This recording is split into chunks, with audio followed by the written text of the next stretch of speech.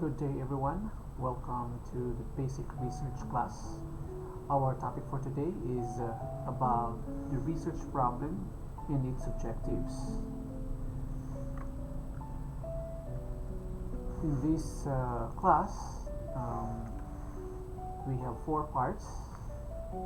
At this moment, we'll be talking about part 1 with the following topics: definition of problem, elements of a research problem, and statement of the problem.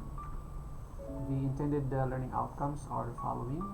We'll try to define the research problem, and we will know the elements of a research problem, and finally we'll try to conceptualize statement of the problem.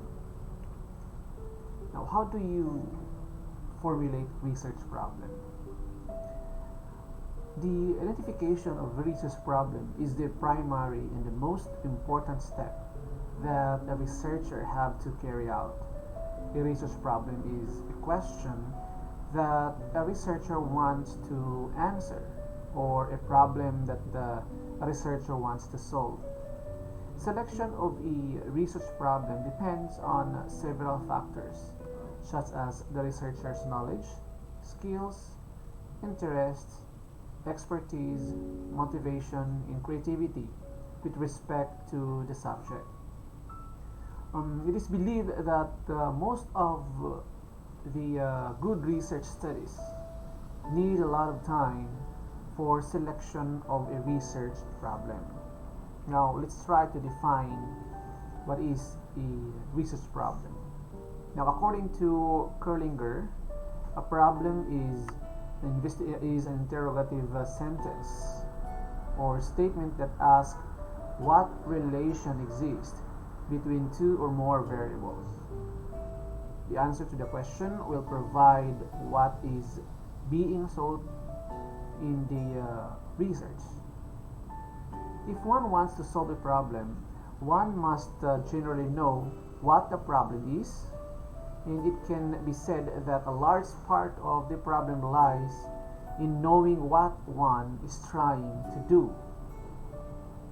Now, according to R.S. Woodworth, the solution can only be found out only after an investigation. He said that, and I quote, "a situation for which we have to know ready and successful response by instinct or by previous acquired habit. We must find out what to do." End quote.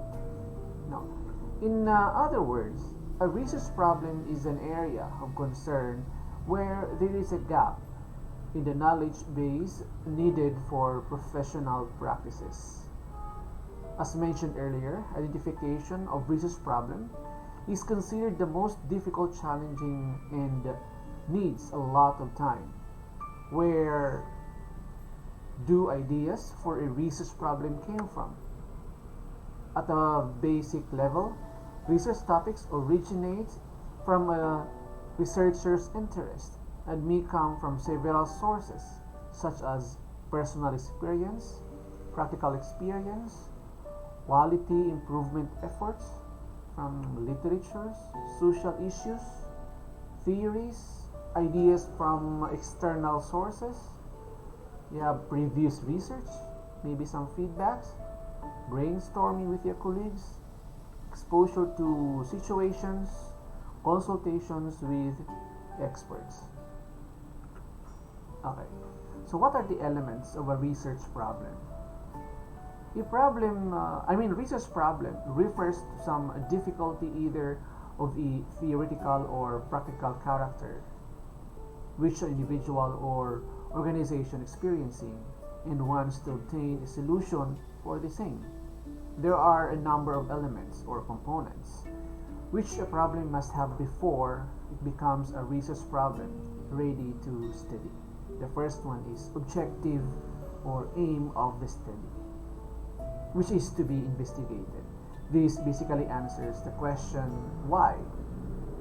Why is there a need to conduct the study or investigation or research? Second, we have topic or themes which needs to be investigated. The These answer or questions the what. What is to be researched or studied? The right question needs to be addressed if research is to help decision makers. The decision maker can't acquire all the information, but it is often feasible to identify the factors that are critical to the existing problem. These factors are then included in the problem definition. Third, time dimension of a decision problem is always the future. The period or time of the study when the data are to be gathered. This answers the question when, right? When is the research to perform? Is it essential that the decision maker as well as the researcher determine the right time reference for the decision? Fourth, the area or location in which the study is to be conducted. These answer the question where. Where do we need to conduct the study? The space coordinates give you the geographic boundaries within which the action is to be taken. Fifth, population from whom the data needs to be gathered. This answers the question who or from whom. Who are the respondents or participants? From whom is the data to be collected? They may include persons, groups of persons, business establishments, and among others. Problem definition is the first step in research. A thorough knowledge of all its elements is crucial to make the correct decision. In a real sense, formulation of a problem is often a lot more crucial than its solution. It is only by carefully detailing the research problem that we can work out research design and can smoothly carry on all the consequential steps involved while doing research. An appropriate definition of research problem allows the researcher to be on the right path.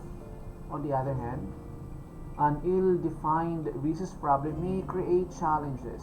In fact, a problem clearly stated is a problem half solved. Alright, so let's talk about the statement of the problem. The statement of the problem is used in research work as a claim that outlines the problem addressed by a study. The statement of the problem briefly addresses the question, what is the problem that the research will address?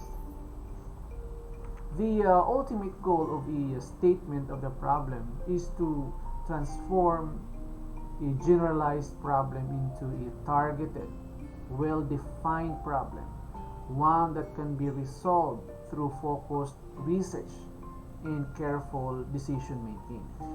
Now, often the statement of the problem will serve as the basis for the introductory section of your proposals, of your research, of your thesis or dissertation, directing your reader's attention quickly to the issues that your proposed research will address and providing the reader with a concise statement of the problem itself. What is a good research problem? It should have, I think, the following characteristics or key characteristics. Now, it should address a gap in knowledge. Okay? It should be significant enough to contribute to the existing body of research. It should lead to further research. The problem should render itself to investigation through collection of data. And it should be of interest to the researcher and suit his or her skills, times, and resources. The approach towards solving the problem should be ethical. Now, statement of the problem need to be long or not need to be long or elaborated. Maybe one page is more than enough for a statement of a problem. Right? So in this lesson, the learning outcomes we talk about is we try to define a research problem, we unveil and understand the elements of a research problem, and finally we're able to conceptualize a statement of the problem. Thank you for listening, and these are the references.